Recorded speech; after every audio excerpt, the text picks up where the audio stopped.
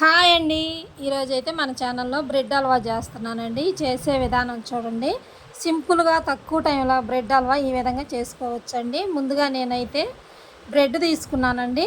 ఆ విధంగా తీసుకున్నాక ఫ్యాన్ కింద ఒక అరగంట పెట్టానండి. అలాగ పెడితే ఏంటంటే చక్కగా బ్రెడ్ తడంతా ఆరిపోద్ది.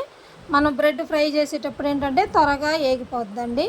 ఆ విధంగా బ్రెడ్ తీసుకున్నాక నేను నచ్చిన సైజులో ఆ విధంగా కట్ చేసుకోవచ్చండి. చుట్టుపక్కల ఉన్న ఆ గోల్డెన్ కలర్ కూడా వేసుకుంటే చాలా రుచిగా ఉంటుందండి. ఆ విధంగా కట్ చేసిన తర్వాత పక్కన పెట్టుకొని పొయ్యి మీద కళాయి పెట్టి తగినంత నెయ్యి వేసుకున్నానండి. నెయ్యి వేసిన తర్వాత నెయ్యి చక్కగా కరిగినాక ఈ బ్రెడ్ ముక్కలు చిన్న చిన్న ముక్కలు మనం కళాయికి సరిపడా వేసిన తర్వాత చక్కగా రెండు పక్కల గోల్డెన్ కలర్ వచ్చే వరకు బ్రెడ్ ముక్కల్ని ఫ్రై చేయాలండి. మధ్యలో సాలకపోతే నెయ్యి మళ్ళీ వేసి ఆ విధంగా గోల్డెన్ కలర్ వచ్చే వరకు ఫ్రై చేసి పక్కన పెట్టుకోవాలి. వేరే ప్లేట్లోకి తీసుకొని అదే కళాయిలో మళ్ళీ ఇంకో స్పూను నెయ్యి వేసి జీడిపప్పు బాదం పప్పు చిన్న చిన్న ముక్కలు కట్ చేసుకొని అవి కూడా వేసి చక్కగా గోల్డెన్ కలర్ వచ్చే వరకు జీడిపప్పుల్ని ఫ్రై చేయాలండి. నచ్చితే పిస్తా పప్పు కిస్మిస్ అన్నీ వేసుకోవచ్చండి. చాలా అంటే చాలా బాగుంటుంది. ఈ విధంగా ఫ్రై చేసినవి కూడా వేరే ప్లేట్లోకి తీసుకొని అదే కళాయిలో మళ్ళీ 1 కప్పు నేనైతే పంచదార వేసానండి. నేను తీసుకున్న బ్రెడ్కి ఆ విధంగా అయితే క్వాలిటీ సరిపోతుందండి.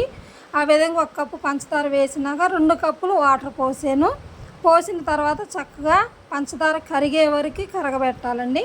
కరగబెడితే అప్పుడు మనకు కొంచెం జిగురు పాకం వస్తుంది అనగానే మనం యాలక్కాయల పొడి కలర్ ఇష్టం ఉంటే వేసుకోవచ్చు, వద్దనుకుంటే వేయచ్చండి. ఆ విధంగా కలర్ కూడా వేసిన తర్వాత మొత్తం ఆ విధంగా కలబెట్టి ముందుగా మనం పెట్టుకున్న బ్రెడ్ ముక్కలు వేసి మొత్తం ఆ విధంగా ఒక్కసారి కలబెట్టాలండి.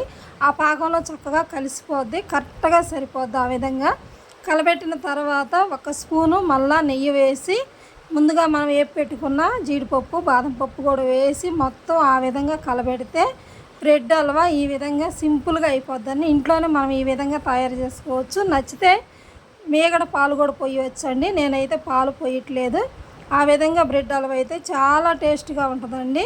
మనం ఈ విధంగా చేసుకొని ఒకసారి మీరు కూడా నచ్చితే ఒకసారి ఈ విధంగా ట్రై చేయండి. వీడియో నచ్చితే లైక్ చేయండి, ఛానల్ ఫాలో చేయండి. మరొక వీడియోతో నేను మళ్ళీ కలుస్తాను. ఉంటానండి.